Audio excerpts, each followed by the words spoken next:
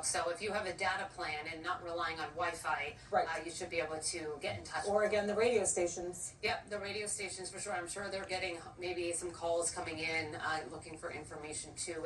And we're going to be here finding all that information. This is going to be kind of a process to iron out of assessing where we can find things, where we can find lost people, lost pets. This is going to be something that we're going to have to, and again, like JP was mentioning, we're not done with this storm even yet. There's still the powerful winds for our friends in Northport and Port Charlotte right now dealing with that powerful wind up to about 100 miles per hour. Kelly was mentioning earlier you have some questions about the storm surge and how long it may persist. Yes, sorry, I was asking for selfish reasons. No, but that's all right. If we could run things over to Doppler 2, and then I'll head over to the wall. I wanted to stress that the storm surge event is in areas like Lee County really just beginning. So if we could head over to the wall, I can point out these values more clearly. This is a look at the futurecast wind gusts. And as we were leaving them, they were basically breaking down how long this storm surge is going to last. If you guys don't know, storm surge is different from a flood, right? You'll see that water in the streets, but we're talking water pulled from the ocean over barriers into the city. That's how, you can differentiate between a flood and that. It's literally water coming in from, say, the ocean. It's the same water that you're not seeing in Tampa right now, right? Like that has been pulled back, and that is going and flooding other parts of Florida right now from the storm. And at one point, there was a phone call made into the station. These people had basically they were FaceTiming with one of the anchors from WBBH, calling them, asking them if there's any way they could put them on the air and basically get help because they were upstairs, trapped in the home, water quite reaching those top windows. So let's take a look back on that. That just happened in the last few hours or so. Check it out. Okay, sorry to interrupt you, JP. I need to get this out there in case anybody can come help. Can you show me the video of how far the water is? Okay, so where are you right now? Oh my goodness, where are you? That's the roof of the house next door right there in the water. So this is in Fort Myers Beach on Cutlass Drive? Yeah. It's 4 of us. 4 of us? On Cutlass Drive, and you're on the 2nd floor already? Yeah, well. 6 of us in here. 2564 Cutlass Drive. Do you have a roof? There's 15 feet of water now. There's 15 feet of water and it's still coming in? Yeah, it's still steady rise, and the waves pushing it through the windowsills. Do you have, and there's 6 of you right now, and what's your address again? 1818. What's the address here, babe? What's the address? 18564 Cutlass. 18564 Cutlass Drive in Fort Myers Beach? Yeah, 18465 Cutlass Drive. Cutlass, and the rest of the neighborhood is underwater as well?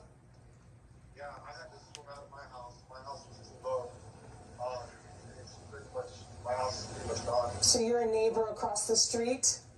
Yeah, my neighbor, she has a more recent house built up, so we walked over here, or I had to swim over here.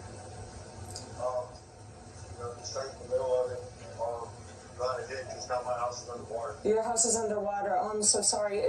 Is everyone out of your house? Yeah, everyone's out of there. Now we're just in here. We're dealing with a lot of water in here. Okay, can you show me how far the water, how high it is up? And can anyone get up on the furniture too as well? Okay, so you're already up on, you have everything up high. Do you have a way to get into the roof? Go to the roof. Don't go in the attic. Don't go in the attic. Do you have a way to get on the roof? Yeah, we're going to have to find out a way here soon. Okay, so hopefully somebody is seeing this. In the windows that you have there, are they hurricane impact windows?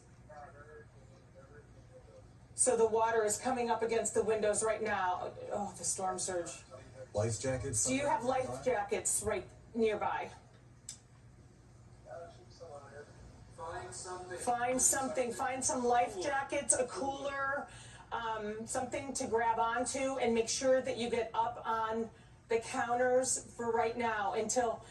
I know the Fort Myers Beach Fire Station isn't far away, but in this kind of weather, I don't know if they're going to be able to come out. Their trucks are underwater right now as well. So, The water is very much on St. Carlos Boulevard. It's not underwater. So you're right off of San Carlos Boulevard right now? Yeah, right on San Carlos, right there right before the bridge, going Fort Myers Beach. Right before the bridge on Fort Myers Beach, okay. And is it still is storming there and raining there? Yeah.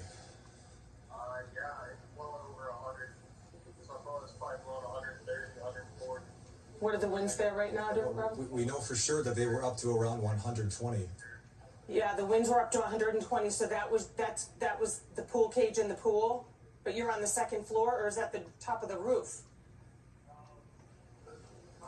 Real high, you know, but I don't know, we gotta make a little decision here because this is getting worse by the second. Okay, I don't think it's safe to go outside. Okay, you need to be ready to get on top of the roof and grab something that will help you stay afloat. The most intense hurricane force winds are starting to pull up into the north of where you are. So the worst of the winds will start to relax over the next hour or so, but it's going to remain onshore for several more hours. So the water levels are likely only going to be rising over the next few hours. So it will likely get deeper from where you are right now. So you need to make your decisions as soon as possible, but expect the water levels to continue rising from where they are right now, because even though the winds won't be as strong, they're still pushing water on shore. So whatever you can do that would, something like a life jacket or something that would be able to float, is what you'll want to keep with you as close as possible. Kelly, could you repeat his address to me? Wait, we have someone on the line. Repeat the address to me. Sure, repeat it 100%. Sorry, slow down. 18564 Cutlass Drive, 18564 Cutlass Drive. Okay. Fort Myers Beach.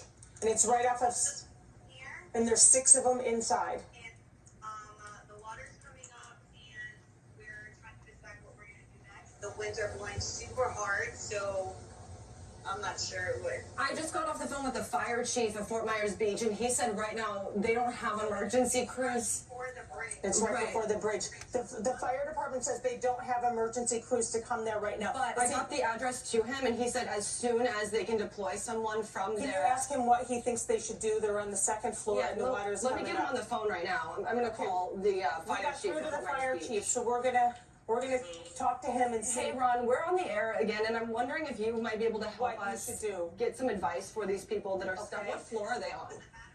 They're The on their battery's second gonna be. floor. They're on the second floor on Cutlass Drive. What do you think they should do?